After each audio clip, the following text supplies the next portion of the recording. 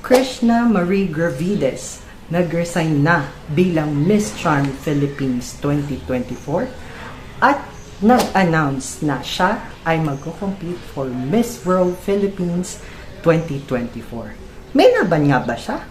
Pag-usapan natin yan. Hello everyone and welcome back again to my channel. Ako po ulit si Alan and welcome to Alan's Pageant Vlogs. So ngayon pag-uusapan nga natin ang ating former Miss Charm Philippines 2024 na si Krishna Marie Gravides at ang kanyang candidacy para sa Miss World Philippines 2024. So simulan na natin!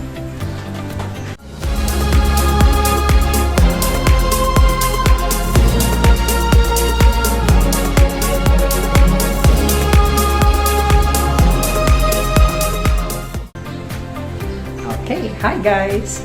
So ngayon, pag-uusapan nga natin ang ating Miss Charm Philippines 2024 na si Krishna Marie Gravides na kung saan ay ginimbal niya ang buong Pilipinas sa mundo ng pageantry sa kanyang pagre-resign bilang Miss Charm Philippines 2024. She was appointed as Miss Charm Philippines 2024 last year. So, kabatchmate niya si Michelle D na nanalo ng Miss Universe Philippines 2023. Unfortunately, Krishna decided to relinquish her Miss Charm Philippines title. Sobrang tagal na nito at hanggang ngayon ay hindi pa rin nakakapag-compete si Krishna abroad. I think that is a very wise decision sa kanyang part dahil tuloy-tuloy ang training ni Krishna para sa kanyang international pageant. Ngunit hanggang ngayon ay wala pa rin sign kung kailan ito magaganap.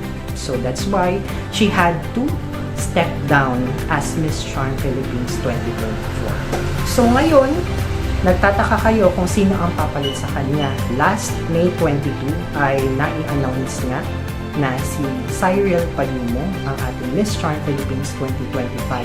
So hindi pa naman ito officially confirmed, pero malaki ang possibility na siya ang pumalit kay Krishna for this year's Miss Charm if ever man na matutuloy ito this year.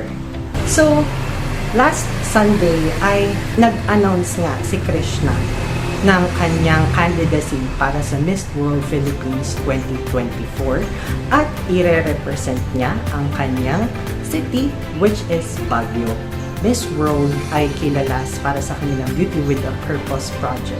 Promote ang kanilang advocacies outside pageantry. So, ito yung something na napakaganda sa Miss World dahil hindi lang sila nagpo-focus sa ganda, pero sa advocacy also. Napaka-strong ng kanilang dedication sa pagtulong sa community. Hindi lang sa community, pero sa iba't ibang bansa na rin.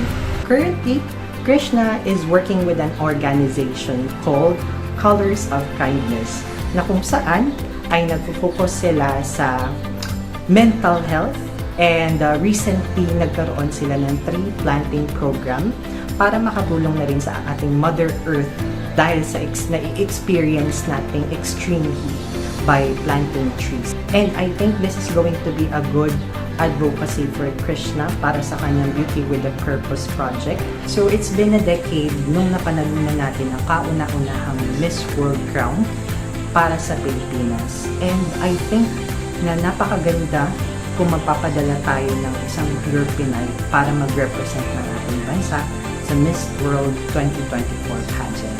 So, sa tingin ninyo, may laban nga ba si Krishna? Definitely, yes. Sobrang lakas ng laban ni Krishna para sa Miss World Philippines crown. Si Krishna ay isang performer.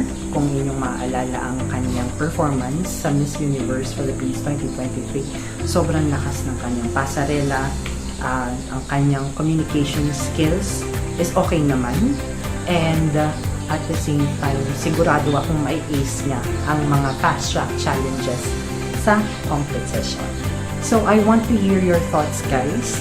Kung sa tingin niyo ba ay malakas nga ba ang laban ni Krishna para sa Miss World Philippines 2024. So, comment down your thoughts and I want to read that also, and I want to have a chit chat with you guys.